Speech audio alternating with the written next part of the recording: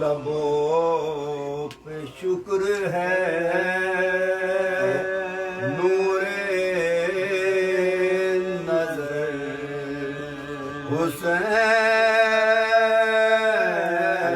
حسین کا ہے لبوں پہ شکر ہے نور نظر حسین کا ہے کھڑا ہے لاکھوں میں تنہا جگر حسین کا ہے لبوں پہ شکر ہے یزید بیڑیاں بیمار کو پہناتا ہے تجھے یہ ڈر ہے کہ عابد پسر حسین کا ہے لبوں پہ شکر ہے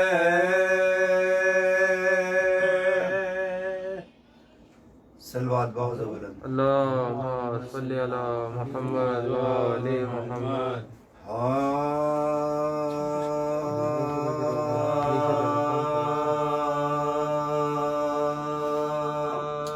گیا جو دنیا سے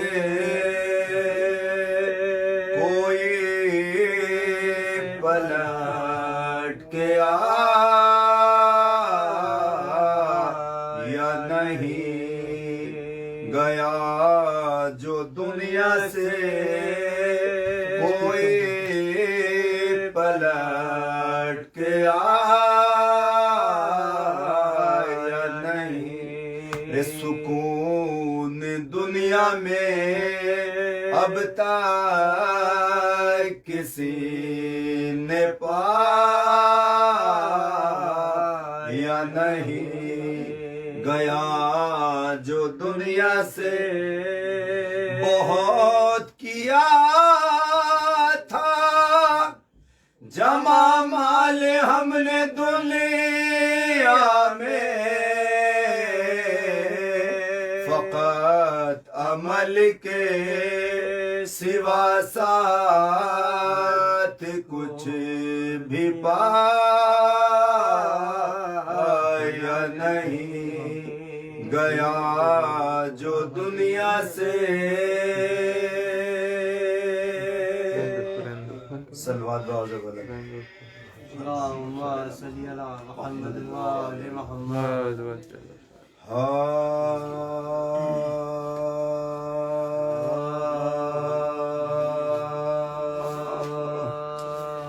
بغیر حب علی مدعا نہیں ملتا بغیر حب علی مدعا نہیں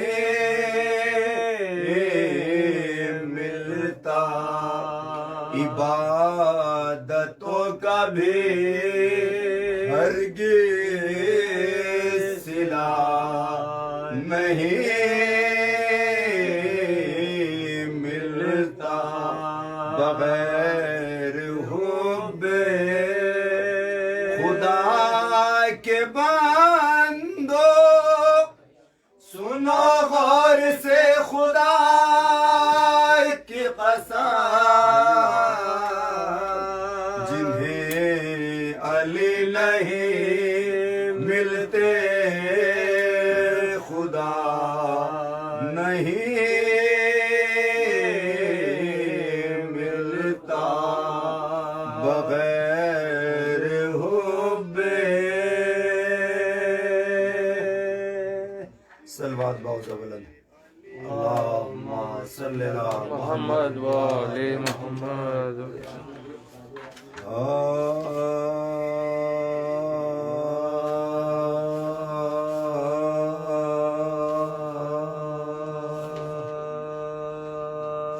ہے جری کوئی علی سا اور نہ صفدر دوسرا ہے جری کوئی علی سا اور نہ صفدر دوسرا کیا ہلا سکتا تھا کوئی باب خیبر دوسرا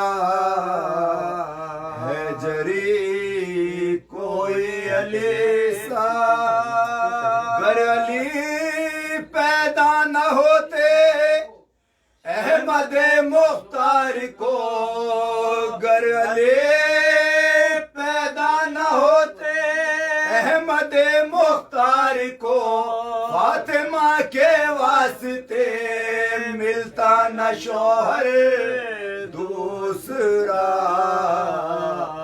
ہے جری کوئی علی سا صلوات باوز بل اللہم صلی علی محمد و علی محمد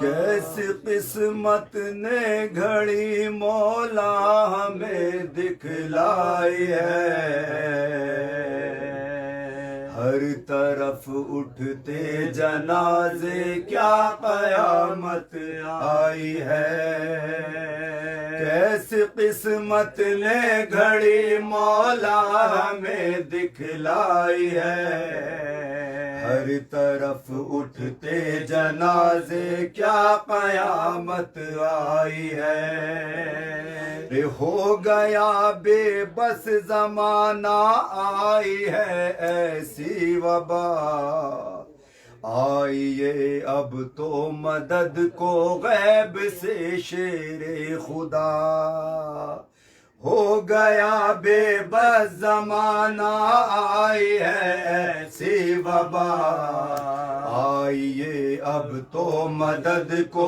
غیب سے شیر خدا ہر طرف غم کا سما ہر سو اداسی چھائی ہے ہر طرف اٹھتے جنازے کیا قیامت آئی ہے کیسی قسمت نے گھڑی مولا ہمیں دکھلائی ہے ہر طرف اٹھتے جنازے کیا قیامت آئی ہے مسجدوں میں ہو گئی پابندیاں انسان کی کر رہے ہیں سب دعائیں اپنی اپنی جان کی مسجدوں میں ہو گئی پابندیاں انسان کی کر رہے ہیں سب دعائیں اپنی اپنی جان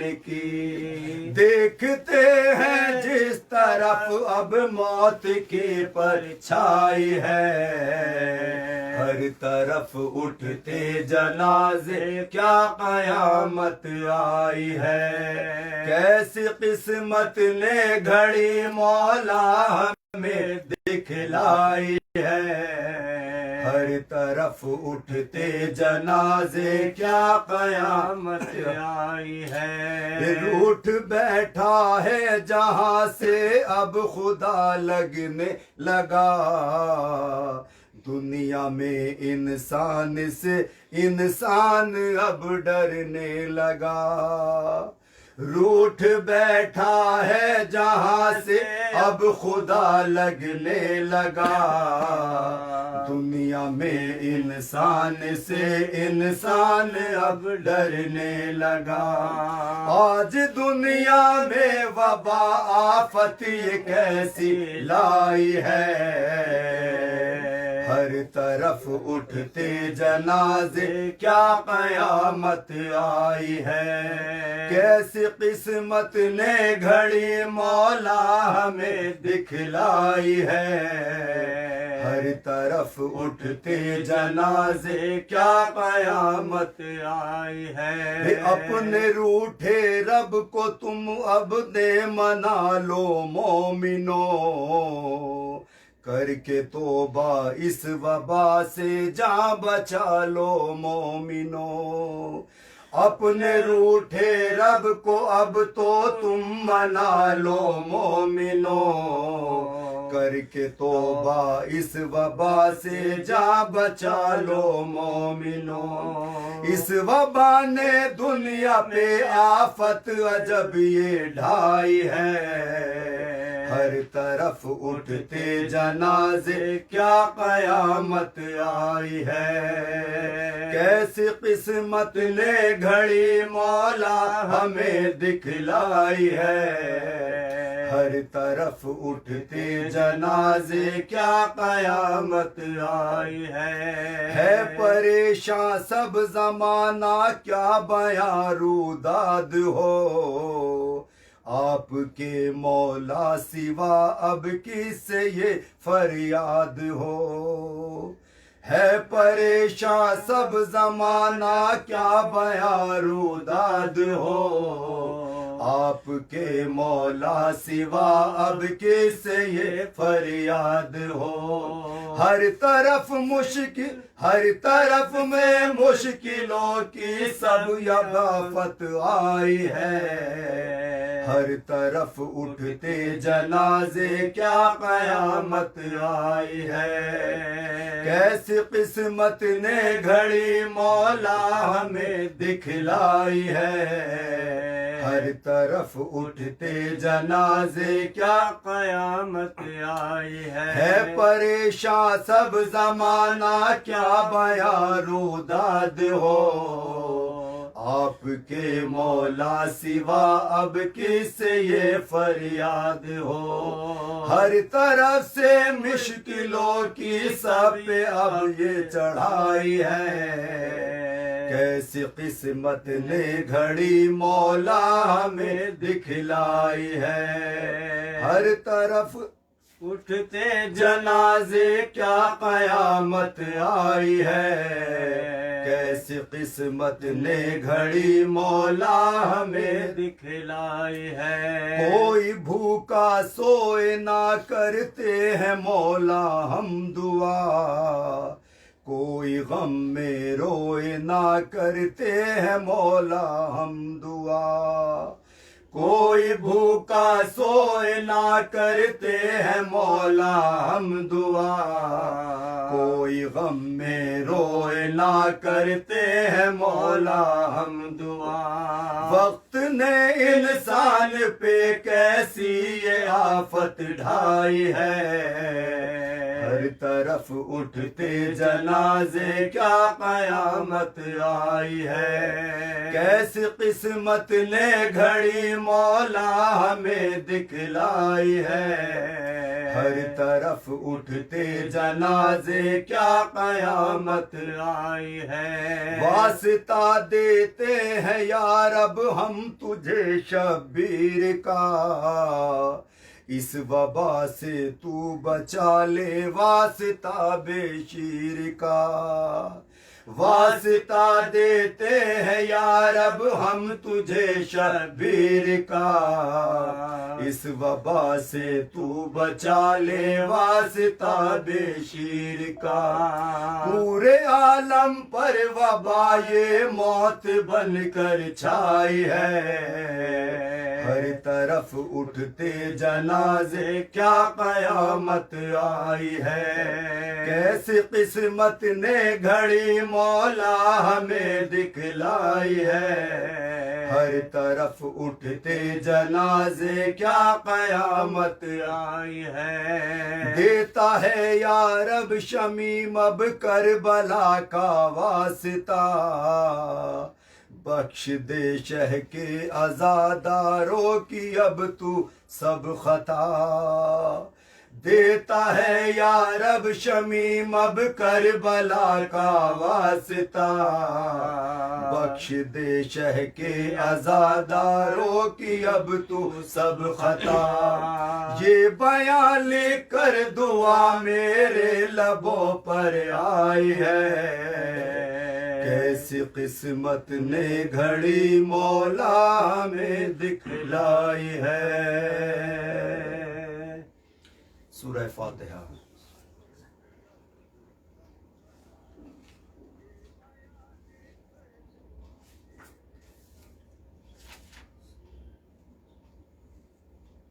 ایک سورہ فاتحہ 12 سال ثواب سید تعظیم پاشا ابن توفیق الحسن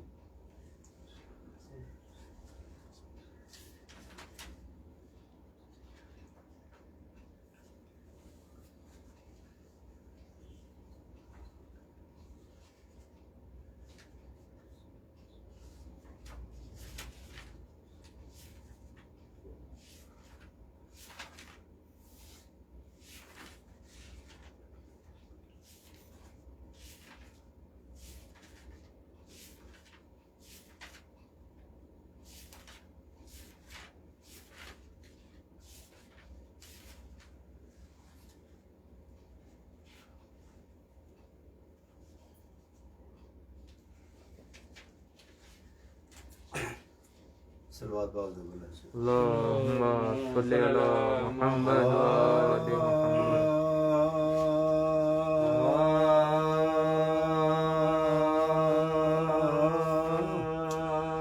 درود پڑھ کے وطن کو چلا حسین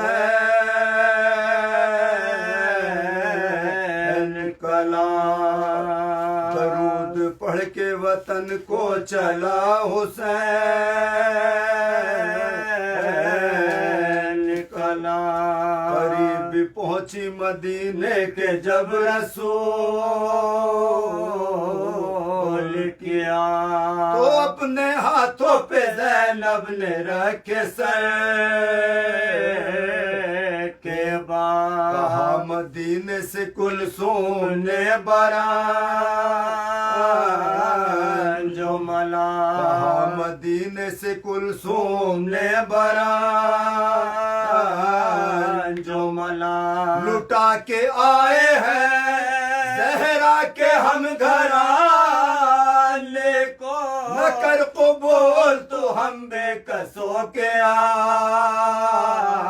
آنے کو نہ کر قبول تو ہم بے کسوں کے آنے کو مدینہ ہم تیرے والی کو آئے ہیں کھو کر مدینہ گردن شبیر پر چلا خنجر مدینہ کوفے میں سر ننگے ہم پھرے در در مدینہ داغ رسن ہے ہمارے شانوں پر مدینہ داغ رسن ہے ہمارے شانوں پر ہمارے زندہ پا زہرا کا نور مدینہ اکبر و قاسم نہیں حسین نہیں مدینہ اکبر و قاسم نہیں حسین نہیں ہلی زمین مدینے کی اس گھڑی پہ کیا بشیر کو سجاد نے طلاق بسدار گلے میں شال عزا ڈال دے بدے دائنا اور اس کے ہاتھ میں رو کر دیا سیاہ اور اس کے ہاتھ میں رو کر دیا سیاہ کہا کہ جان ہے وہ اپنا منہ دکھانے کے مگر وطن میں خبر کر دے میرے آنے کی مگر وطن میں خبر کر دے میرے آنے کی چلا بشیر یہ دیتا ہوا خبر ہر جا مگر محلہ ہاشم میں دیکھتا ہے کیا ایک مریضہ سرے راہ ہے کھڑے تنہا جو نام پوچھا تو رو رو کے بولے وہ صغرا جو نام پوچھا تو رو رو کے بولے وہ صغرا بشیر کہنے لگا کیوں تو شور و شین میں ہے کہا یہ حال میرا فرقت حسین میں ہے کہا یہ حال میرا مرقت حسین میں ہے کھڑی ہوں منتظر اکبر کے دیکھوں کب آئے میں گھر سے نکلی ہوں شاید کہ قاصد آ جائے رے خدا کہیں میرے بچھڑوں کو خیر سے لائے کہ یہ مریضہ لبے گور ہے شفا پائے کہ یہ مریضہ لبے گور ہے شفا پائے کوئی پدر کے خبر لائے پیر پڑتی ہوں جدا مسیحا سے ہوں ایڑیا رگڑتی ہوں جدا مسیحا سے ہوں ایڑیا رگڑتی ہوں رے بشیر سمجھا یہ بنت حسین ہے صغرا رے خاموش رہ گیا صغرا کے منہ پہ کو نہ کہا رے پکاری فاطمہ گردن میں دیکھ شال تو بھائی لایا ہے کس کی سنانے مجھ کو سنا تو بھائی لایا ہے کس کی سنانے مجھ کو سنا وہ بولا قاصد بیمار کربلا ہوں میں سنانے قبر پیمبر پہ لے چلا ہوں میں سنانے قبر پیمبر پہ لے چلا ہوں میں وہ بولی رو رو کے بھائی یہ کیا سناتا ہے وہ کون ہے جسے بیمار تو بتاتا ہے سنانے کس کی ہے مجھ کو یہ ہول آتا ہے کہ مصطفیٰ کی لہر سے تو کہنے جاتا کہ مصطفیٰ کی لہر سے تو کہنے جاتا ہے امامہ پھینک کے اس نے کہا دعائے ہے تیرے حسین کی صغرا سنانے آئی ہے تیرے حسین کی صغرا سنانے آئی ہے زمین پہ ہائے پدر کہہ کے گر پڑے صغرا خبر یہ پھیلی تو ماتم ہر ایک گھر میں ہوا تمام عورتیں نکلی گھروں سے کرتی بکار نبی کی قبر پہ جا کر بشیر نے یہ کہا نبی کی قبر پہ جا کر بشیر نے یہ کہا سفر سے لٹ کے ادھر بھوکی پیاسیاں آئے اٹھو رسول تمہاری نواسیاں اٹھو رسول تمہاری نواسیاں وہ آنکھیں کھول کے بولی کہ مر گئے بابا ادھر سے قافلہ کربلا بھی آ پہنچا ارے بہن حسین کی سر ننگے دیتی تھے یہ صدا، ارے بہن حسین کی سر ننگے دیتی تھی یہ صدا، حسین جب سے موئے میں نے سر لہے ڈھاکا، نہ مردہ اور نہ تابوت ساتھ لائے ہو، مدینے والوں میں بھائی کو کھو کے آئے ہو، مدینے والوں میں بھائی کو کھو کے آئے ہو، مدینے والوں کہو اس بہن کی کیا تقدیر، جو دیکھے اپنے برادر کے حلقے پر شمشیر، عزیزو اس کی سزا کیا ہے کچھ کرو تقریر، لہو میں غرق جو دیکھی حسین کے تصویر، لہو میں غرق جو دیکھی حسین کے تصویر، بتاؤ کہتے ہیں سب کیا سمجھائے کو جو ہر بہن تلک دے کفن نہ بھائی کو، درود پڑھ کے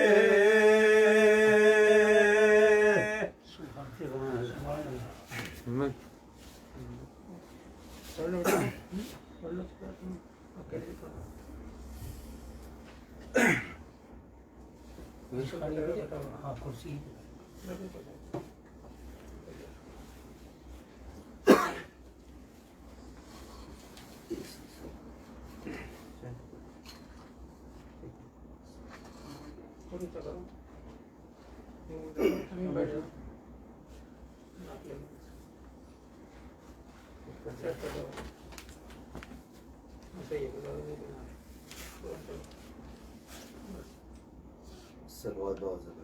اللہم صلی علی محمد و آل محمد۔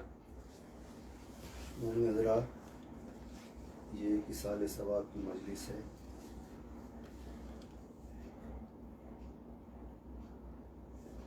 اور میں جو آپ کے سامنے ایک کلام پیش کر رہا ہوں، ہم سب نمازوں میں دعائیں کرتے ہیں، لیکن امام زمانہ کیا ہے کہ لیکن ہماری کیا تیاری اسی ذہن میں یہ سماعت کریں گے۔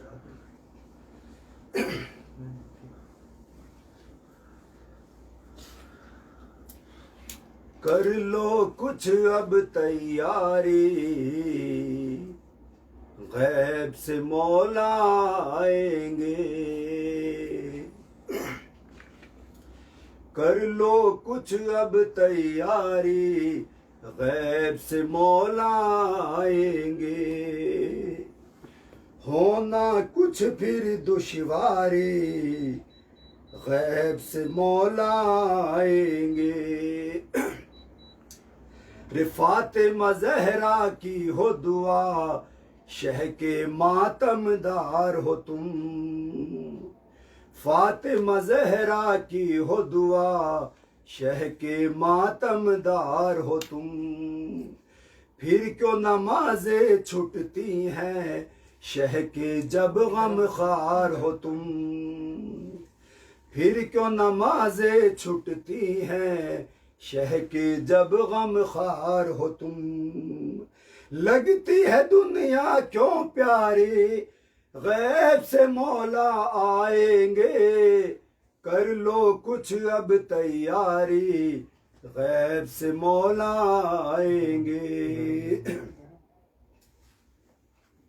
بھائی کو تم بھائی سمجھو، ماں کا بھی رتبہ پہچانو، بھائی کو تم بھائی سمجھو، ماں کا بھی رتبہ پہچانو، حق کی حمایت کرتے رہو، باپ کا کہنا بھی مانو، حق کی حمایت کرتے رہو، باپ کا کہنا بھی مانو، چھوڑ دو سب دنیا داری، غیب سے مولا آئیں گے، کر لو کچھ اب تیاری، غیب سے مولا آئیں گے۔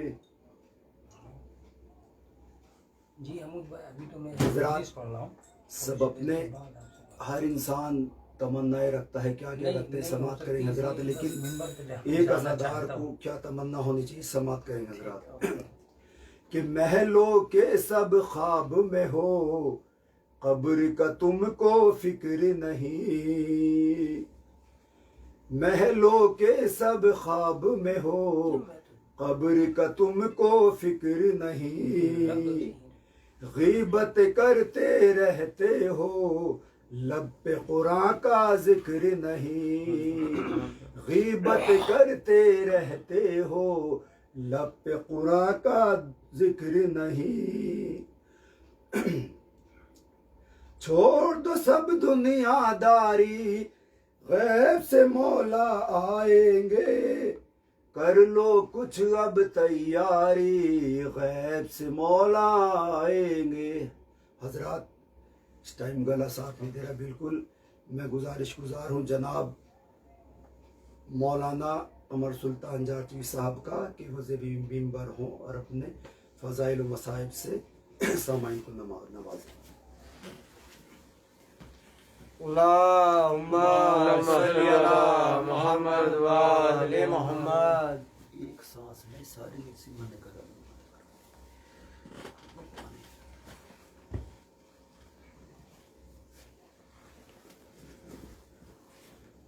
رحم اللہ من قرأ الفاتحہ۔ بسم اللہ الرحمن الرحیم، الحمدللہ رب العالمین، الرحمن الرحیم، مالک یوم الدین، ایاک نعبد و ایاک نستعین، اہدنا الصراط المستقیم صراط الذین انعمت علیہم غیر المغضوب علیہم ولا الضالین۔ اللہم صلی علی محمد و آل محمد۔ عزیزان گرامی، لطفاً ایک مرتبہ سورہ حمد اور 3 مرتبہ سورہ اخلاص پڑھ کر سید تعظیم پاشا ابن سید توفیق الحسن کی روح کو اصالہ ثواب فرما دیں۔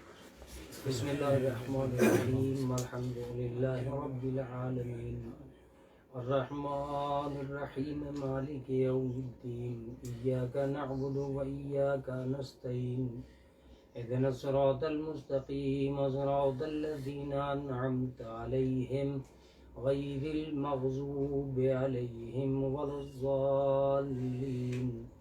بسم اللہ الرحمن الرحیم، قل هو اللہ احد اللہ الصمد لم یلد ولم یولد ولم یکن له کفوا احد۔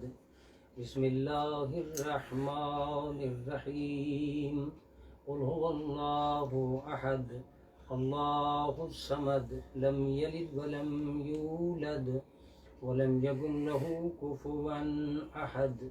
بسم اللہ الرحمن الرحیم، قل هو اللہ احد اللہ الصمد لم یلد ولم یولد ولم یکن له کفوا احد۔ اللہم صل علی محمد و آل محمد، اللہم صل علی محمد و آل محمد، اللہم صل علی محمد و آل محمد۔ بار الہ الحمد، قل هو اللہ اور درود شریف کا ثواب میں ہدیہ کرتا ہوں بار امام 14 معصومین، پنجدد پاک، شہدائے کربلا، اسیران کربلا کی خدمت عالی میں، ان کے صدقے، ان کے طفیل میں جو مجھے ثواب ملا وہ میں سید تعظیم پاشا ابن سید توفیق الحسن کی روح کو ایصال کرتا ہوں۔ آمین یا رب العالمین، تقبل منا انکا انت السمیع العلیم۔ اللہم صلی علی محمد و آل محمد۔ الحمدللہ رب العالمین، والصلاة والسلام علی اشرف الانبیاء والمرسلین، سیدنا و نبینا مولانا و مقتدانا بالقاسم محمد۔ اللہم صلی علی محمد و آل محمد۔ السلام علی بیتہ الطیبین الطاہرین المعصومین المظلومین المنتجبین المنتخبین اما بعد فقد قال اللہ تعالی وتبارک فی کتابہ المحکم وخطابہ المتقن وقولہ احسن بسم اللہ الرحمن الرحیم یا ایہا الذین ہادوا ان زعمتم انکم اولیاء للہ من دون الناس فتمنوا الموت ان کنتم صادقین اللہم صلی علی محمد و آل محمد۔ حضرات گرامی قدر، یہ آن لائن مجلس برائے ایصال ثواب سید تازین پاشا ابن سید توفیق الحسن ہے، جسے مختلف چینلز پر بالخصوص حیدر ٹی وی پر، یوٹیوب پر اور دہلی عزاداری پر نشر کیا جا رہا ہے۔ اور مرحوم کے لیے یہ بات خاص الخاص ہے کہ اس وقت جو پرسہ جو تعزیت ناظرین کرام کی جانب سے، جو لوگ اس آن لائن سن رہے ہیں، ان کی جانب سے جو پرسہ و تعزیت و تسلیت پہنچ رہا ہے، وہ ان کی زوجہ، ان کی اہلیہ، ان کے بیٹا اور ان کی بیٹی، جو بالخصوص اس وقت غمگین ہیں، اداس ہیں، اور آپ کی جانب سے ان کے لیے تسلی، تشفی، ہمدردی اور تعزیت جیسی اسباب اور تسکین کا سبب بن رہا ہے۔ یہ ایصال ثواب جب زندہ لوگوں کے لیے جہاں تسکین کا سبب ہے، وہاں ذکر محمد و آل محمد، مجلس حسین علیہ السلام، مرحوم کے لیے بھی تسکین کا سبب قرار پاتا ہے۔ اس لیے اب میں یہ ضرور کہوں گا کہ مومنین کے سامنے ایک بڑا پریشانی یہ آ گئی ہے۔ ذاکر اول نے نظم میں بڑی اچھی باتیں کہی ہیں، اس لیے میں یہ بات کہہ رہا ہوں کہ بڑی مشکل یہ آ گئی ہے کہ جہاں جنازے اٹھائے جا رہے ہیں، جہاں میتوں کو دفنایا جا رہا ہے، جہاں کثرت سے خاندان اجڑتے جا رہے ہیں، جہاں گھروں میں غم و حزن و علم کی لہر موجود ہے، وہاں ایک تشنگی یہ بھی رہ جا رہی ہے کہ جو لوگ ملنا چاہتے تھے وہ مل نہیں پا رہے ہیں، جو تعزیت دینا چاہتے تھے وہ تعزیت نہیں دے پا رہے ہیں، جو پرسہ دینا چاہتے تھے وہ پرسہ نہیں دے پا رہے ہیں۔ یہ اتفاق وقت ہے کہ لوگوں نے اپنے گھروں کو عزا خانہ بنا لیا ہے اور اپنی نشستوں کو مجلس حسین کا ذریعہ بنا لیا ہے، اور لوگ اندر ہی اندر گھٹ کر صرف اپنے مولا سے امیدوار ہو رہے ہیں کہ کسی طرح ہمارے مرحومین کی روح کے لیے تسکین کا سبب کوئی حصہ بن جائے۔ اپنی جگہ قرآن مجید تنہائیوں میں پڑھ کر اپنے مردگان کو بخش رہے ہیں، مجلسیں کر کے اپنے مردگان تک پہنچا رہے ہیں۔ میں مومنین سے بس اتنا ہی کہوں گا کہ اس دور میں جہاں زمانے نے تمہیں تنگ و تاریک گلیوں میں چھوڑ دیا ہے، جہاں موت کے بازار نے تمہیں حزن و علم کی وادی میں بے چین کر دیا ہے اور مضطرب کر دیا ہے، وہاں آپ کے لیے بہت ضروری ہے کہ اس وقت زمانے کی مصیبت کی گلیوں میں امام زمانہ سے امید قوی رکھیے۔ اور میں یہ دعوے سے کہہ رہا ہوں کہ اگر ایک وائرس آپ کو تنگ کر رہا ہے تو ایک مددگار آپ کی مدد کرنے کے لیے تیار ہے۔ اگر آنے والی موت آپ کو پریشان کر رہی ہے تو آنے والا امام آپ کے لیے پریشان ہے اور آپ کو مطمئن کرنے کے لیے تیار ہے۔ ناظرین کرام، میں اس ٹی وی کے مادھیم سے، میں اس چینل کے مادھیم سے، اس ایصال ثواب کے ذریعے سے جہاں جہاں تک میری آواز پہنچے، میں ان سے اپیل کرنا چاہتا ہوں کہ شریعت نے کل بھی آپ کے گھروں میں سکون اور راحت کے پودے لگائے تھے، وہ آج بھی آسائش کا سامان فراہم کرنا چاہتی ہے۔ مذہب کل بھی آپ کو عقیدے کے طور پر سکون دے رہا تھا، آج بھی چین کی ایک دیوار کھڑی کرنے کے لیے تیار ہے۔ بس شرط یہ ہے کہ کس کا زمانہ، کس کا بھروسہ زمانے پر ہے، کس کا بھروسہ امام زمانہ پر ہے۔ کون مارنے والے کو چاہتا ہے، کون بچانے والے کو چاہتا ہے، کس کا یقین مشکلوں پر بڑھ رہا ہے اور کس کا یقین مشکل کشا پر بڑھ رہا ہے۔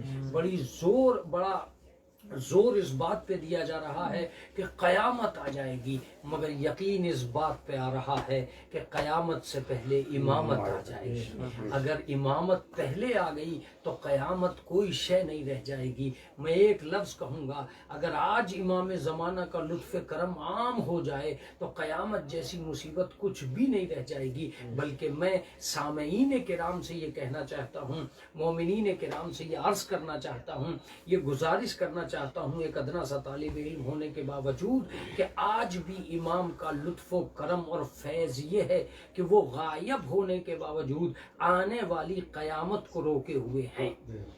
اگر قیامت آئے گی تو کیا ہوگا؟ سب اجڑ جائیں گے۔ یہ سائیکلون جو اس وقت انڈیا کے کناروں سے گزر رہا ہے، یہ سائیکلون جس نے چائنا کے اندر تباہی کے سامان فراہم کر دیے ہیں، یہ وہ طوفان، یہ چکرواتی طوفان جس نے لوگوں کو پانی کی بوچھاروں سے دہشت زدہ کر دیا ہے، سوچئے اگر یہ پوری دنیا پر غالب آ جائے تو کیا ہوگا؟ اگر یہ ہماری گلیوں میں اتر آئے تو کیا ہوگا؟ اس کا مطلب یہ ہے کہ جو لوگ اس کو روکیں گے ان کا احسان ہوگا۔ قیامت نام ہے پوری دنیا کو اجاڑ دینے کا، جس نے آج اس کو روک رکھا ہے وہ پوری عالم انسانیت کا محسن ہے۔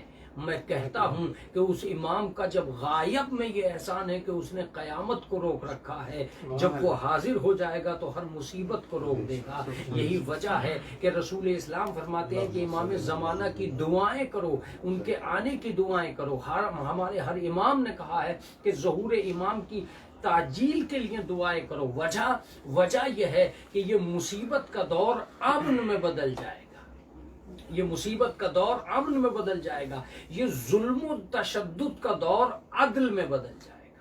بڑا عجیب زمانہ ہوگا وہ جس کے لیے یہ ملتا ہے کہ شیر اور بکری ایک ہی گھاٹ پہ کھڑے ہوں گے مگر ایک دوسرے کو نقصان نہیں دے پائیں گے۔ ظاہر سی بات ہے جب درندوں کی درندگی ختم ہو جائے گی تو بندگی کون سے عروج پہ پہنچ جائے گی۔ عزیزان گرامی، میں آپ کی خدمت عالیہ میں یہ عرض کرنا چاہتا ہوں کہ یہ زمانہ ہے اور اس زمانے میں تنگ و تاریک گلیاں ہیں۔ میں اس سسٹم کا بھی قائل ہوں اور میں ان کا بھی شکر گزار ہوں کہ جو بچے کیمرہ لگا کر ہماری باتوں کو دنیا تک پہنچانے کے لیے آمادہ ہیں، اور انہوں نے اپنے گھروں میں یہ طے کر لیا ہے کہ ہم موبائل کے ذریعے ادھر سے اور ادھر سے ایصال ثواب کے سلسلے کو رکنے نہیں دیں گے۔ ظاہر سی بات ہے جانے والوں سے رہنے والوں کے رابطے کا نام ایصال ثواب ہے۔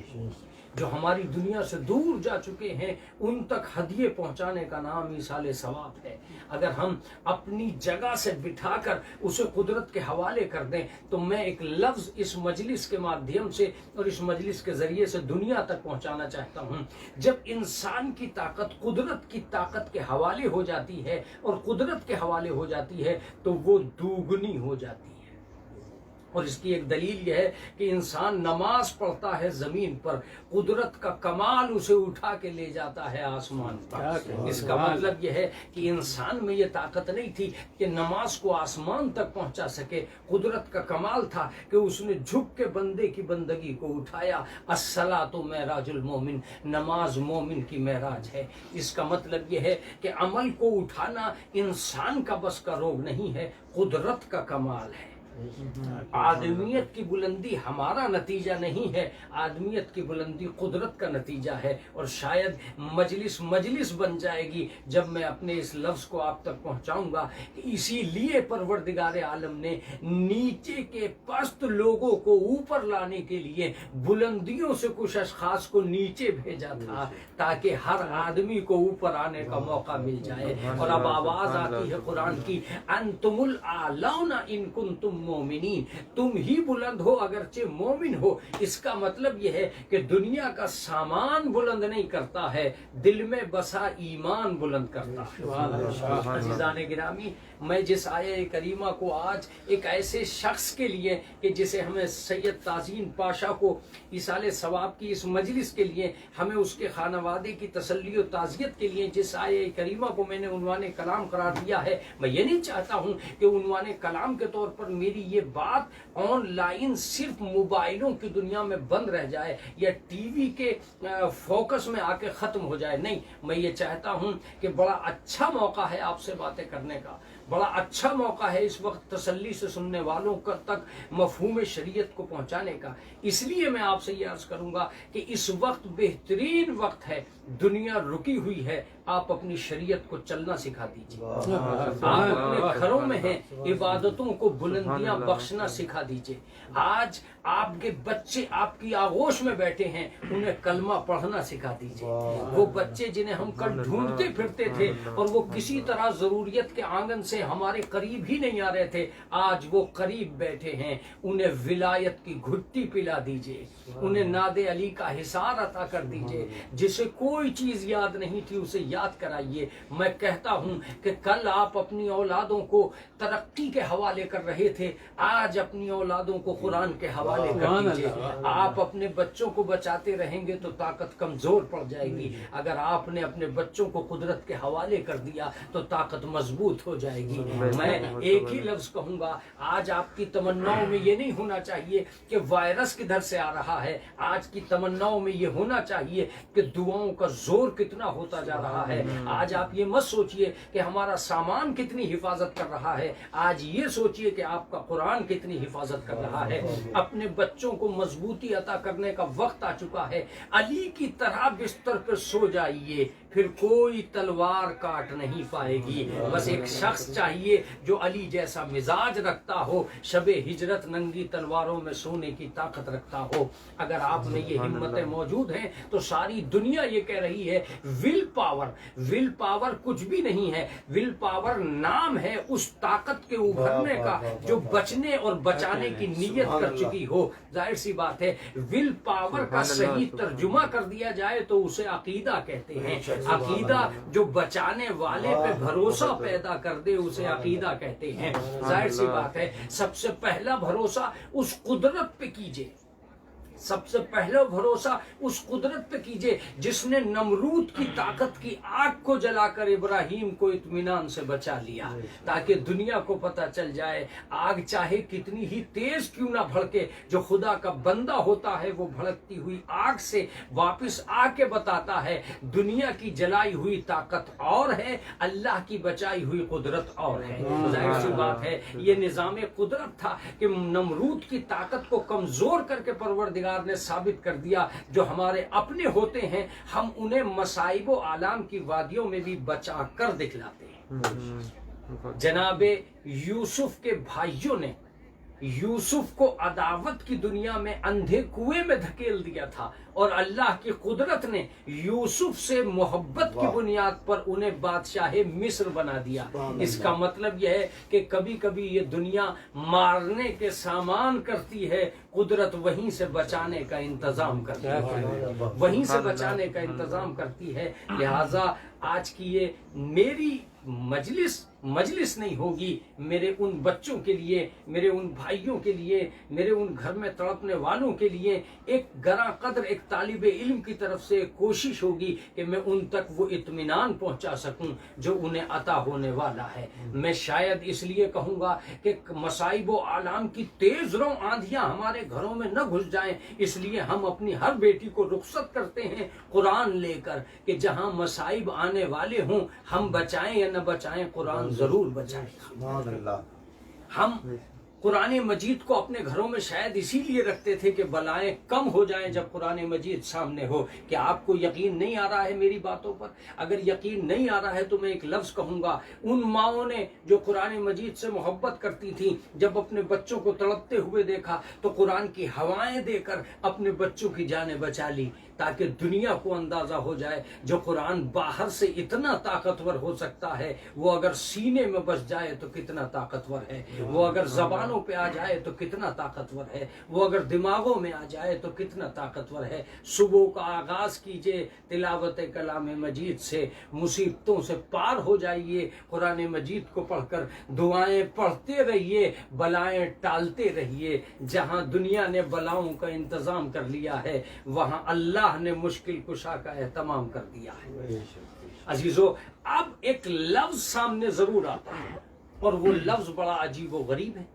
وہ لفظ یہ ہے کہ صاحب یہ کیا ہے, فَتَمَنَّوُا الْمَوْتَ إِن كُنتُمْ صَادِقِينَ, تم موت کی تمنا کرو اگرچہ سچے. یہ لفظ ضرور کہوں گا کہ اس ساری دنیا میں جو خوف اور ڈر ہے وہ موت کا ہے. اللہ کہتا ہے کہ تم موت کی تمنا کرو اگرچہ سچے ہو. اس کا مطلب یہ کہ کہیں نہ کہیں تمنائے موت بھی شریعت کی آرزو تھی. تو وہ کون سی موت تھی جس کی تمنا کی جائے گی؟ میں یہ کہہ رہا ہوں وہ کون سی زندگی تھی جس کو باقی رکھا جائے گا. جب زندگی باقی رکھنے والی شے ہی نہیں تھی تو باقی کیا بچتا ہے؟ تمنائے موت. اس کا مطلب یہ ہے کہ قرآن مقدس کے لفظ کو نہ پہچاننا ایک الگ بیماری ہے، اور قرآن مجید کو نہ پہچاننے والوں ہی نے وسیم رضوی جیسے کو جنم دیا ہے. اگر وسیم رضوی قرآن کو پہچان لیتا تو وہ قرآن مجید کی آیات کی تعبیر کرنے کے لیے نہ بیٹھتا. ظاہر سی بات ہے جو خود اپنی بات نہیں سمجھ پا رہا ہے وہ خدا کی بات کیا سمجھے گا؟ جو جسے اپنے کلام پہ بھروسہ نہیں ہے وہ اپنے اللہ کے کلام کو کیا سمجھے گا؟ اب میں کہتا ہوں کہ قرآن مجید کی اس آیت کا ترجمہ دنیا کیا کرے گی کہ تم تمنائے موت کرو. تمنائے موت کرنا تو کسی کے بس کا روگ نہیں ہے. اسپتالوں میں آدمی بچنے کے لیے جاتا ہے، اپنے بچوں کو لوگ انجیکشن لگوا رہے ہیں بچانے کے لیے. یہ جو 18 سال سے اوپر کے ویکسین لگائی جا رہی ہے کیوں لگائی جا رہی ہے؟ تاکہ ہم مرنے نہ پائیں، بیمار نہ ہونے پائیں، ہم بچے رہ جائیں. تو جب ساری دنیا میں بازار سج رہا ہے بچنے کا تو قرآن تمنائے موت کیوں کہہ رہا ہے؟ قرآن آواز دیتا ہے قرآن کا ترجمہ صحیح کرو، قرآن کے انداز کو صحیح پہچانو، تفسیر قرآن کو صحیح طریقے سے پہچانو. عزیزو، ان آن لائن مجالس کا فائدہ یہ بھی ہوتا ہے کہ ہم زیادہ بول جاتے ہیں، اور زیادہ بولتے رہنے کا فائدہ یہ ہوتا ہے کہ مفاہیم آپ تک زیادہ پہنچ جاتے ہیں. ورنہ اب تک سینکڑوں نعرے لگ رہے ہوتے، ہزاروں لوگ جو ہے وہ واہ اور داد اور 10-20 منٹ اس میں بھی گزر جاتے ہیں. مگر آن لائن مجلس کا مطلب یہ ہوتا ہے کہ لفظیں بہت تیزی سے آپ تک پہنچتی رہیں اور ناظرین کرام تک ایک مفہوم خاص ہو کر پہنچ جائے. تو یہ تمنائے موت کا مطلب کیا ہوا؟ ہم مرنے کی آرزو کرنے لگے؟ نہیں، یہ مطلب نہیں. قرآن نے مرنے کے لیے نہیں کہا، تمنائے موت کے لیے کہا. ہم یہ نہیں کہہ رہے ہیں کہ تم کوٹھے سے کود کے مر جاؤ، ہم یہ نہیں کہہ رہے ہیں کہ تم تار پکڑ کے ختم ہو جاؤ، ہم یہ نہیں کہہ رہے ہیں کہ تم کنویں میں چھلانگ لگا دو، ہم یہ نہیں کہہ رہے ہیں کہ تم سڑک پہ لیٹ کے کسی گاڑی کی نظر ہو جاؤ. نہیں، مرنا نہیں ہے، تمنائے موت کرنا ہے.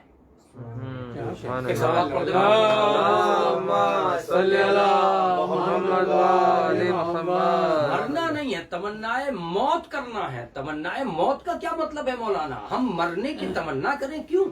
نہیں، میں آپ سے یہ کہوں گا کہ یہ لفظ کو پہچاننا پڑے گا کہ تمنائے موت کیوں. اب مجھ سے سنیے، جو لوگ موت کو بھول جاتے ہیں وہی دنیا کو تباہ کرتے ہیں. جن لوگوں کے دل میں مرنے کا خوف نہیں ہوتا، جن لوگوں کے دل میں تمنائے موت نہیں ہوتی، وہ دوسروں کو جینے نہیں دیتے.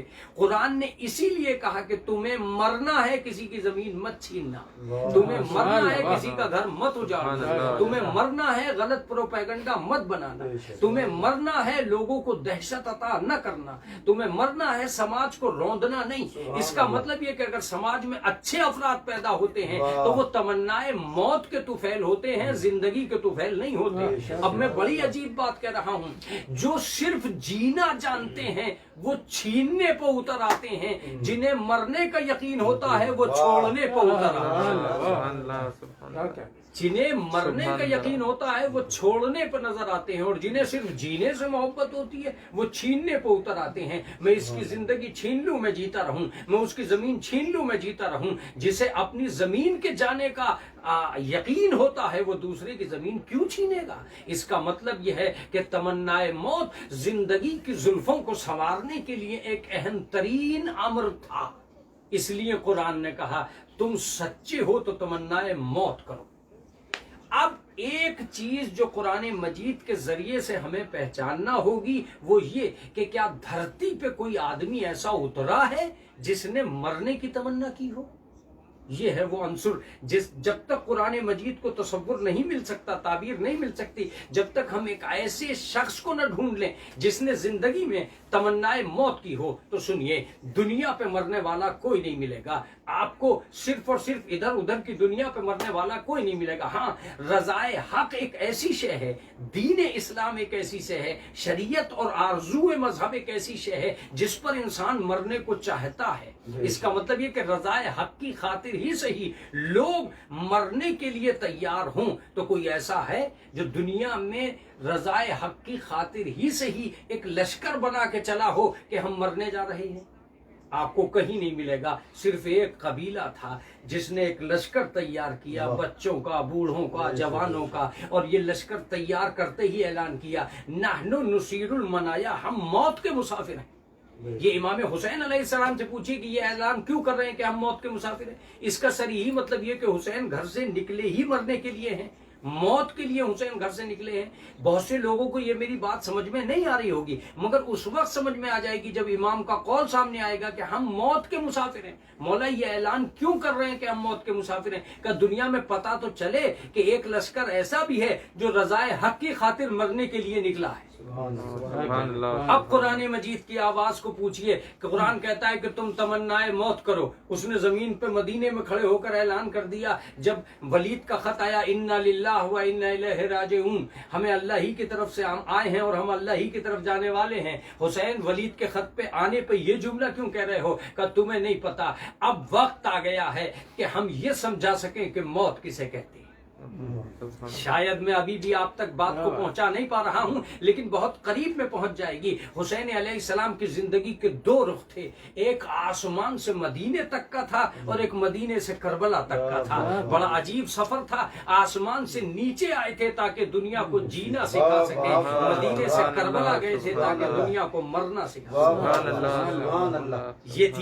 یہ تھی وہ دنیا, یہ تھا وہ راز, یہ تھی وہ حقیقت, یہ تھی وہ منزل جہاں امام حسین یہ کہہ رہے تھے کہ ہم موت کا لشکر ہیں, ہم موت کے لیے نکلے ہیں. نحن نصیر المنایا, ہم موت کے مسافر ہیں. بڑی عجیب و غریب بات ہے. یہ آپ کیا کہنا چاہتے ہیں مولانا؟ امام حسین کا لشکر نکلا اور موت کے لیے نکلا؟ نہیں, میں یہی کہنا چاہتا ہوں کہ دنیا کے لیڈروں میں اور امام حسین میں یہی فرق ہے. دنیا کے ہر لیڈر نے اپنی قوم کو صرف جینا سکھایا ہے, حسین نے اپنی قوم کو مرنا بھی سکھایا ہے.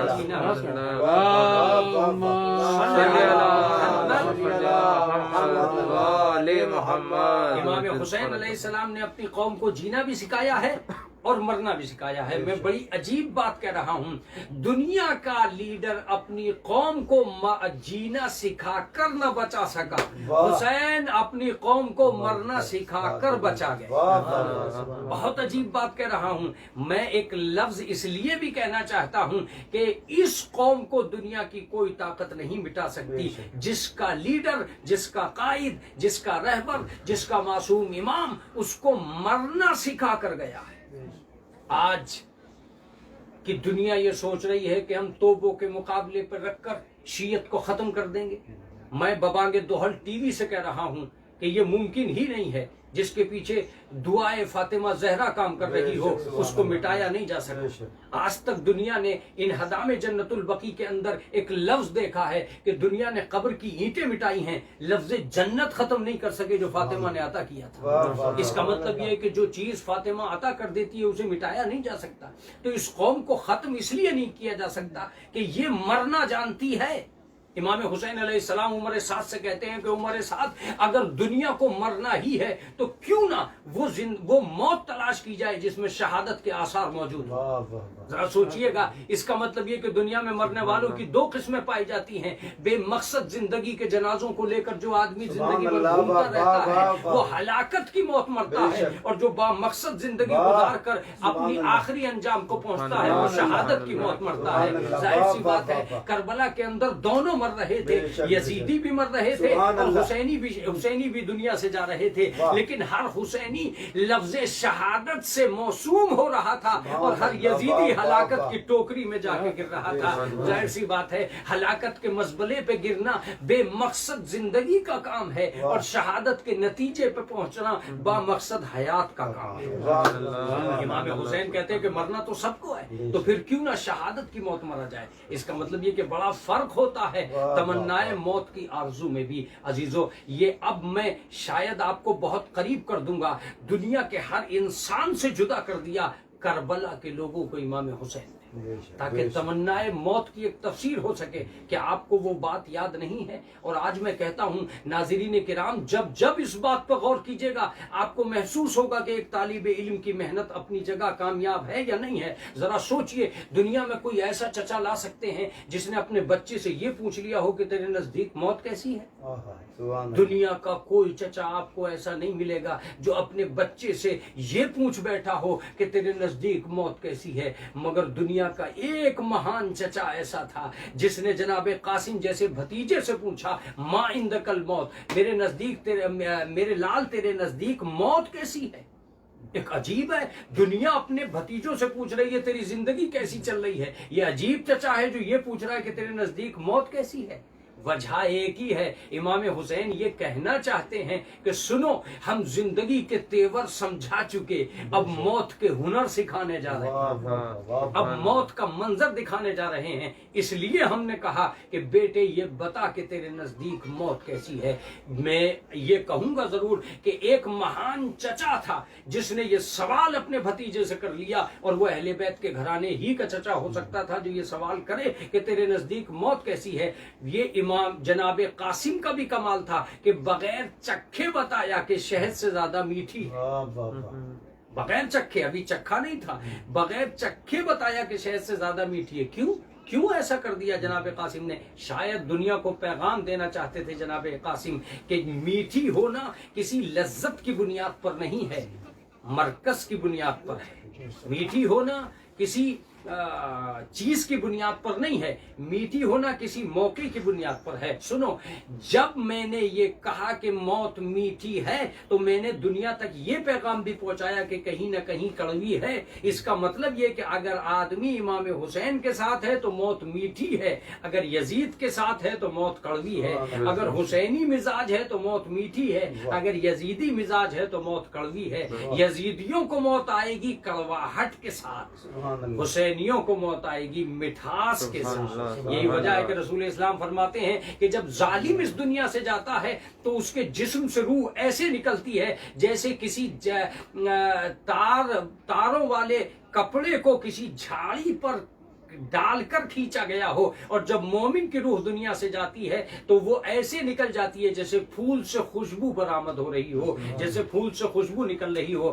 آپ نے محسوس کیا؟ شاید میں اب بھی اپنے مقصد پر پورا نہیں اتر رہا ہوں، اس لیے میں سامعین کی نظر یہ ضرور کروں گا، کربلا کے مقاصد کو سمجھنا یوں تو آسان نہیں ہے، لیکن کیا دنیا یہ کہہ سکتی ہے کہ امام حسین نے کیا کچھ کر کے دکھلا دیا؟ میں ایک لفظ کہنے جا رہا ہوں، یزید اور امام حسین علیہ السلام میں ایک بنیادی فرق یہ آ گیا تھا کہ امام حسین علیہ السلام کا مقصد تھا قیامت تک ایسے افراد پیدا کر دینا جو موت سے نہ ڈرتے ہوں، جو موت سے نہ گھبراتے ہوں۔ کربلا کا مقصد کربلا کے اس دن میں تمام نہیں ہوتا، بلکہ میں یہ کہوں گا کہ یہ امام حسین کا کمال تھا کہ ایک دن کی کربلا کو قیامت تک کے دنوں تک کے لیے نمونہ عمل بنا دیا۔ قیامت تک جب بھی انسانیت آتی رہے گی، کربلا انہیں اپنے آغوش میں لیتی رہے گی۔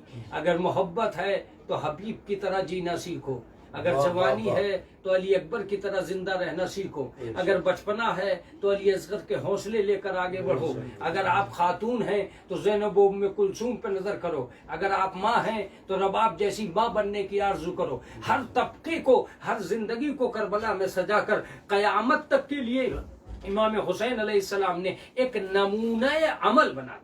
عزیزان گرامی، بہت زیادہ دیر میں آپ کی خدمت میں نہیں رہوں گا، لیکن ایک بہت چھوٹی سی بات آپ کی خدمت میں ضرور عرض کروں گا۔ آج پڑھی لکھی دنیا جب کربلا کی فہرست لے کے بیٹھتی ہے تو میں اس سے پوچھتا ہوں، ہے کسی میں طاقت جو امام حسین کے اس قبیلے کو جو لے کے چلے ہیں امام حسین، جس میں بچے، عورتیں، جوان سب کچھ ہیں، اس کا ترجمہ یہ کر دے کہ یہ آدمی لشکر لے کے جا رہا ہے؟ سبحان اللہ۔ میں ہر ادیب سے، ہر پڑھے لکھے انسان سے، ایک بہت پڑھے لکھے انسان، ایک صاحب منصب انسان کے ایصال ثواب کی مجلس ہو رہی ہے، تعظیم پاشا کسی معمولی ہستی کا نام نہیں تھا، بلکہ ہر اجاگر قوم میں سے کچھ لوگ پیدا ہوتے ہیں، اور اجاگر قوم میں ایک اجاگر شخصیت کا نام تازین پاشا تھا۔ اگر تازین پاشا کی اس مجلس کو ہم سن رہے ہیں تو میں آپ سے ایک ہی لفظ کہتا ہوں، کسی میں یہ ہمت ہے کہ حسین کے لشکر کو لشکر کہہ سکے؟ جبکہ میں لشکر کی ایک تاریخ بیان کروں گا۔ اب تک کی دنیا میں جتنے لشکر بنے ہیں ان کا ایک ہی چیز تھی اور ایک ہی مقصد تھا اور ایک ہی اصطلاح تھی کہ وہ لشکر بنتے اس لیے تھے کہ چلو ہمیں تباہ کرنا ہے، ہمیں مارنا ہے، ہمیں مٹانا ہے، ہمیں برباد کرنا ہے، اس لیے اور آ جاؤ اور آ جاؤ اور آ جاؤ۔ تو اس کا مطلب لشکر نام ہے مارنے کا۔ دنیا میں کوئی لشکر ایسا بنا ہی نہیں جو گھر سے نکلا ہو یہ کہہ کر کہ ہم مرنے جا رہے ہیں۔ ہر لشکر مارنے کے لیے نکلا، حسین کا لشکر مرنے کے لیے نکلا۔ سبحان اللہ، سبحان اللہ۔ اب آپ کی سمجھ میں آیا کہ لشکر کہنا بھی غلط ہوگا اس انسان کو، تاکہ یہ کہا جا سکے اس نے تو اعلان کر دیا کہ ہم مسافر ہیں موت کے۔ اس کا مطلب یہ لشکر بنا ہی نہیں ایک بھی دن کے لیے۔ اگر یہ لشکر بن جاتا تو کہیں نہ کہیں تو تباہ کرتا۔ 27 منزلوں سے گزرے حسین، سب میں اطمینان کی شمع جلائی، ایک میں بھی فساد نہ ہوا۔ اس کا مطلب یہ کہ لشکر اگر حسین کا ہو تو وہ گھر سے نکلتا ہے اطمینان بانٹنے کے لیے، اگر لشکر کفر کا ہو تو وہ گھر سے نکلتا ہے موت بانٹنے کے لیے۔ بڑی عجیب بات ہے، وہ مرنے کے لیے نکلا۔ حسین ایسا تو کوئی لشکر نہیں تھا، خیبر کا لشکر، خندق کا لشکر، حنین کا لشکر، سب جگہ کے لشکر، جتنے بھی لشکر ہوئے، ہٹلر کا لشکر، جرمن کا لشکر، یہودیوں کی آج کی آسائش، آج کا جو لشکر گھر سے نکل رہا ہے، اسرائیل کا جتنا لشکر نکل رہا ہے فلسطینیوں پر موت چھاور کرنے کے لیے نکل رہا ہے، موت بانٹنے کے لیے نکل رہا ہے، یہ جتنے بم مارے جا رہے ہیں سب کو ختم کرنے کے لیے نکل رہے ہیں، جتنے سنگٹھن بن رہے ہیں آتنکواد کی نام پر فہرست کی دنیا میں، سب کے سب مارنے کے لیے بن رہے ہیں۔ حسین آپ عجیب و غریب ہیں کہ مرنے کے لیے چل رہے ہیں۔ کہ تجھے یہ پتا چلنا چاہیے کہ میں نے قیامت تک ایک منصف سینے میں ایک انصاف والے دل کے لیے ایک چیلنج رکھ دیا ہے کہ اگر اسلام کی محبت ہے تو صرف مارنے کے لیے مت نکلنا، کبھی مرنے کے لیے بھی نکلنا۔ سر کاٹنے کا نام اگر اسلام ہوتا تو حسین ان لفظوں کو ایجاد نہ کرتے کہ ہم سر کٹانے جا رہے ہیں۔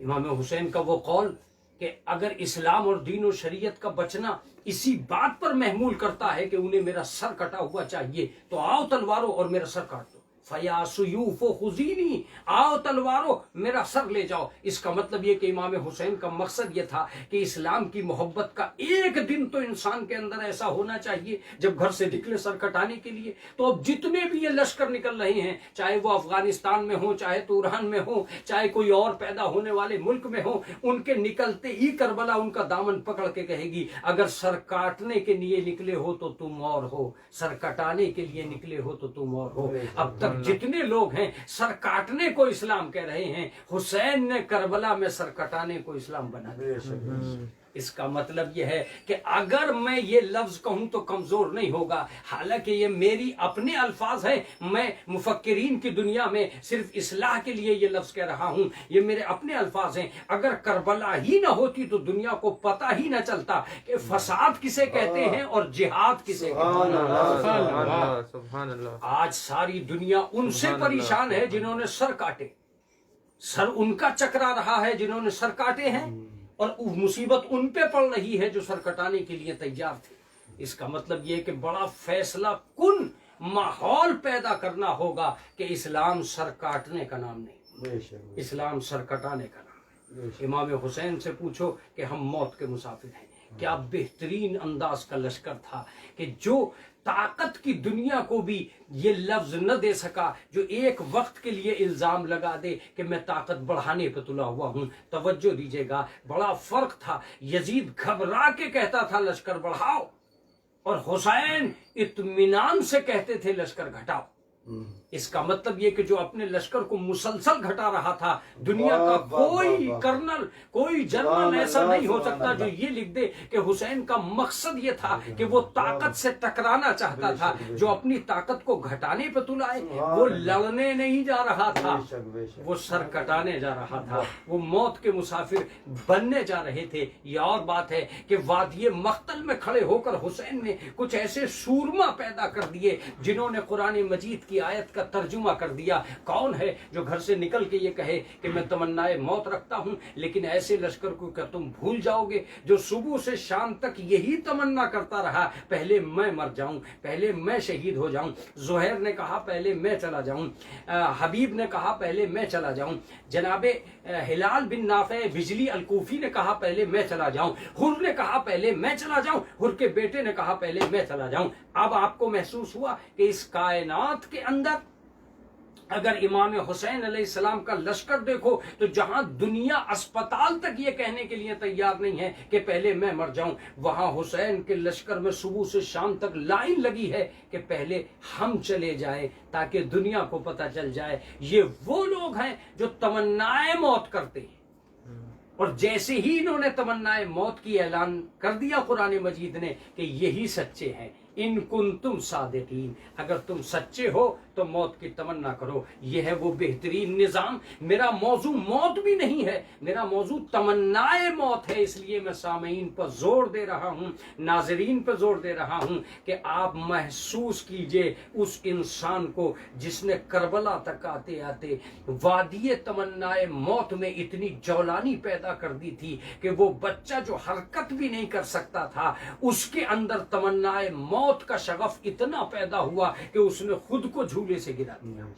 اب آپ یہ ضرور کہیں گے اور آپ یہ اعتراض ضرور کر سکتے ہیں کہ صاحب ایک بچے کو دلیل بنا رہے ہیں. میں قمر سلطان ہوں، ظاہر سی بات ہے دلیل اپنی طرف سے پیدا نہیں کر رہا ہوں، میں کوئی مفتی نہیں ہوں جو فتویٰ لگا رہا ہوں. میں تاریخ کے اس واقعے کی یاد دلا رہا ہوں جو ایک حقیقت بن کے سامنے آیا. سنیے، اگر صدا عام آدمی کی ہوتی ہے تو کائنات میں حرکت پیدا نہیں ہوتی، لیکن اگر صدا معصوم کی ہوتی ہے تو کائنات میں حرکت پیدا ہو جاتی ہے. جب کائنات کے ذروں پر امامت کی آواز کا اثر ہو سکتا ہے تو کیا ایک بچے پہ اثر نہیں ہو سکتا؟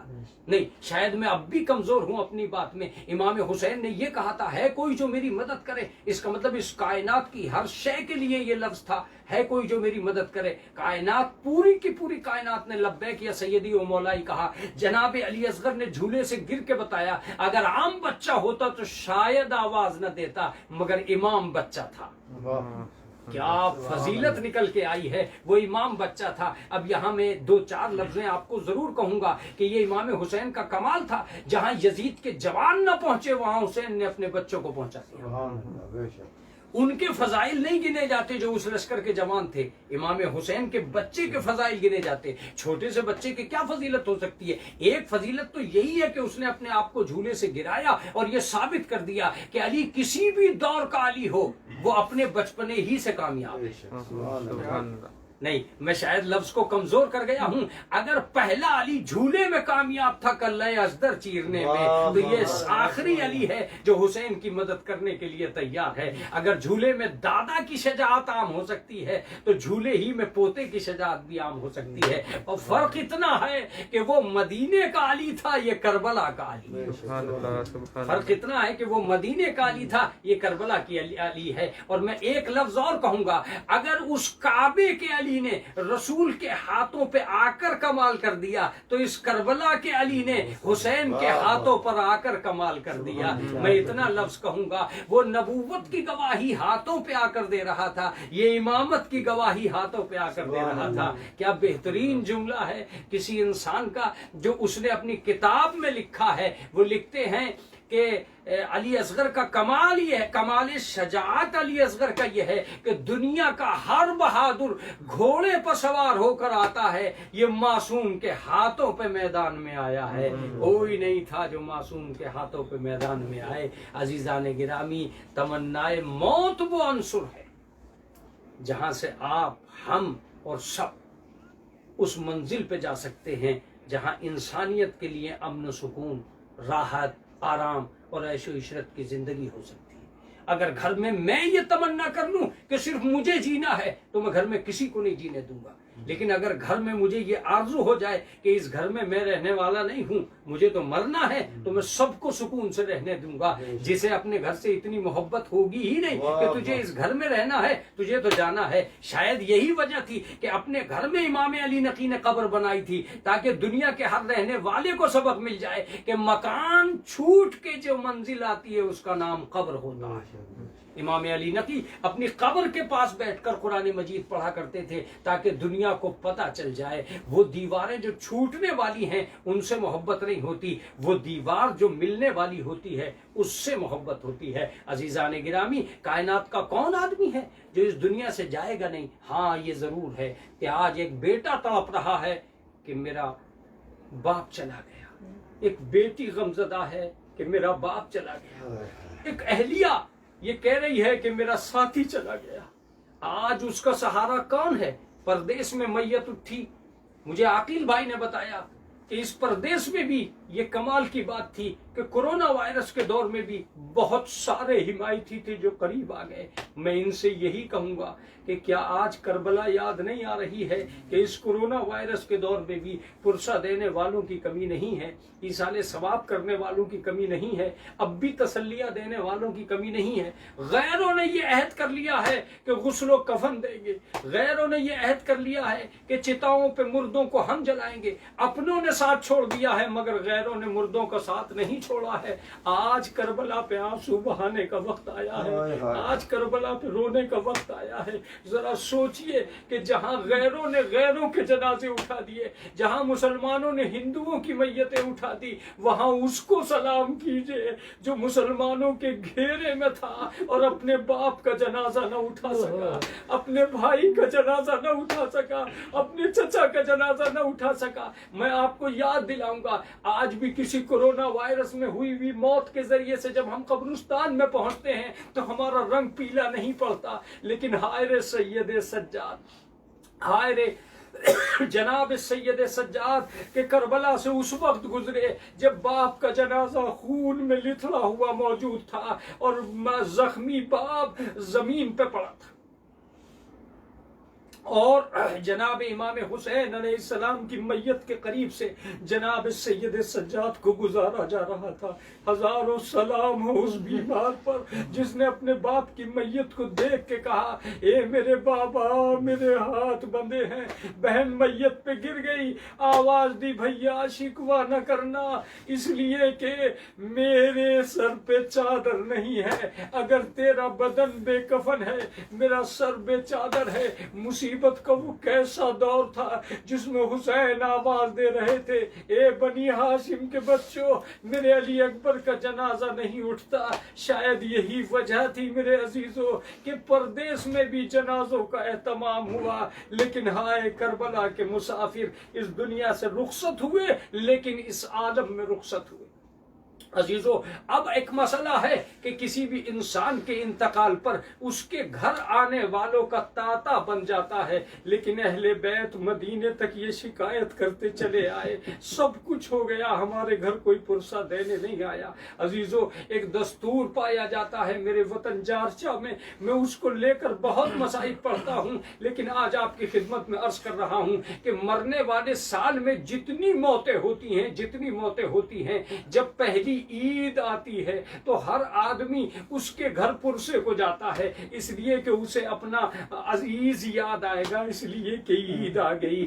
آج وہ کپڑے پہنتا اسے یاد آئے گا، آج وہ اس جگہ بیٹھتا اسے یاد آئے گا، اب وہ نماز پڑھ کے آتا اسے یاد آئے گا۔ لیکن عزیزو، اس سال کی جب عید آئی تو سینکڑوں گھروں میں پرسے کا اہتمام تھا، کسی گھر میں عید کا اہتمام نہیں تھا۔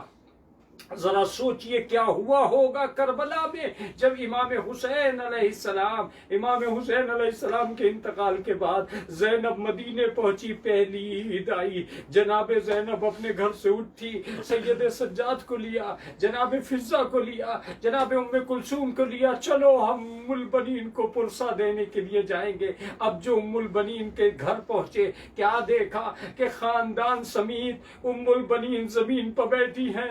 اے آج تو عید کا دن ہے کہ بیٹا عید ان کے گھر میں ہوتی ہے جن کے کوئی عیدی کا دینے والا ہو۔ ارے میرے 4 جوان مارے گئے، میرے 4 نواسے مارے گئے، میرے پوتے ختم ہو گئے. اے زینب میرے گھر میں بیواؤں کے یتیموں کے علاوہ کچھ نہیں ہے. عزیزان گرامی بس مجلس ختم ہوا چاہتی ہے, چند لمحے میں آپ کی توجہ چاہتا ہوں. جناب ام البنین نے جب یہ دیکھا کہ زینب اطمینان سے بیٹھ گئی, پرسوں ہونے لگا. جناب زینب نے کہا اماں میں آپ کو کیا بتاؤں, میرا گھر اجڑ گیا, میرے بھائی کے بازو کٹ گئے, نہر فرات پہ عباس رہ گئے, اون محمد زندہ نہ رہ سکے, علی اکبر کو برچھی سے کوئی نہ بچا سکا, میرے بھیا پہ تیر برسے, میں چلاتی رہی حسین کو شہید کر دیا گیا, لیکن اما ان سارے مصائب کے باوجود مجھے کوئی پرسہ دینے نہیں آیا. ام البنین نے گلے میں باہیں ڈال دی, اے بیٹی میں تجھے بڑے گھر کا پرسہ دیتی ہوں. بس ایک مرتبہ جناب ام البنین نے پرسہ دینے کے بعد یہ کہا, اے عباس کے بیٹے زینب کو تھوڑا سا پانی پلاؤ. عزیزو پانی کا لفظ آنا تھا کہ زینب کی آنکھوں میں آنسو آ گئے. جناب عباس کا لاڈلا اپنے حجرے سے نکلا, ایک چھوٹی سی مشک لے کے نکلا. جناب زینب کو منظر یاد آ گیا, ارے یہ کیسا وقت آ گیا ہے, جس طرح عباس خیمے سے نکلا تھا آج اس کا بیٹا مشک لے کے نکلا ہے. لیکن جب باہر سے پانی لایا ابا کا دامن پیروں میں الجھ گیا, پانی زمین پہ گر گیا. زینب کی آنکھیں اشکبار ہو گئی, کربلا کا رخ کر کے آواز دیے, بھیا عباس آج تک تیری نسل سکا بن رہی ہے, لیکن زینب کا مقدر پانی زمین پر بکھر گیا ہے. مجھے کربلا یاد آ رہی ہے. سیعلم الذین ظلموا ای منقلب ینقلبون الہی بحق الزہرا وابیہا وبالہا وبنیہا. پروردگار عالم جو حاضر مجلس ہیں ان کے عقدۂ مشکل کو حل کر دے. میرے معبود ہماری مرادوں کو بر لانا. پروردگار جو بیمار ہیں ان کو شفائے کامل و عاجل عنایت فرمانا. پروردگار عالم یہ تیرے پورا پیارے کے چاہنے والے ہیں, کوئی غم نہ دینا. ناظرین کرام کی دلی مرادوں کو پورا کر دینا. پروردگار عالم اس پورا شوق زمانے میں ہم مجالس حسینیہ کا واسطہ دے کے تجھ سے امید کرتے ہیں. مومنین کی جان کی, مال کی, آبرو کی, عزت کی حفاظت فرمانا. پروردگار عالم جو مومنین اس مجلس میں شریک ہوئے ہیں ان کے لیے ان کی دلی مرادوں کو پورا کرنا. پروردگار جو بیمار ہیں ان کو شفائے کامل و عاجل عنایت فرمانا. جو مومنین سے امید قوی رکھتے ہیں کہ وہ شفا یاب ہو جائیں گے, پروردگار انہیں اس دنیا میں واپس اس دنیا کی لذتوں سے آشنا ہونے کا موقع دے دینا. پروردگار ہم تیری عبادت کی خاطر زندہ رہنا چاہتے ہیں. میرے معبود ہمیں اس عبادت کی خاطر زندہ و سلامت رکھنا. پروردگار عالم مومنین کی مصائب و آلام کو ختم کر دے. پروردگار عالم ان بلاؤں میں کمی فرما دے. معبود ہندوستان اس وقت مصائب و آلام کی زد میں ہے, ہمارا وطن ہے.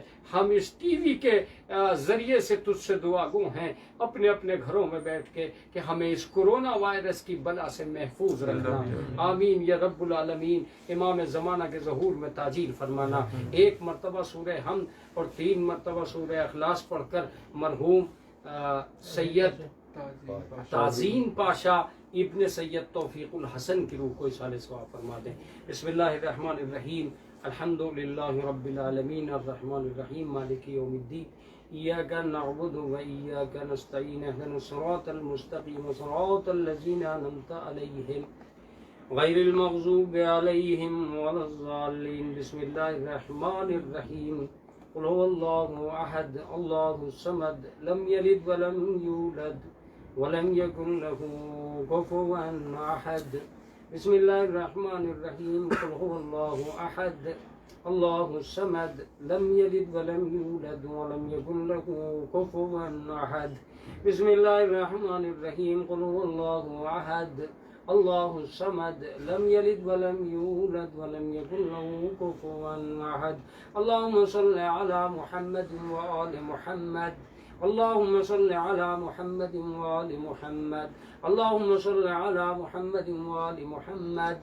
اللهم صل على محمد وآل محمد. بار الحال حمد قلوب اللہ درود شریف کو میں ہدیہ کرتا ہوں بار امام شہداء معصومین پنجتن پاک شہداء کربلا شجاعان کربلا کی خدمت عالی میں, ان کے صدقے ان کے طفیل میں جو ثواب مجھے ملا وہ میں سید تعظیم پاشا ابن سید توفیق الحسن کی روح کو ایصال کرتا ہوں. ربنا تقبل منا انک انت السمیع العلیم. اللہم صل علی محمد و آل محمد.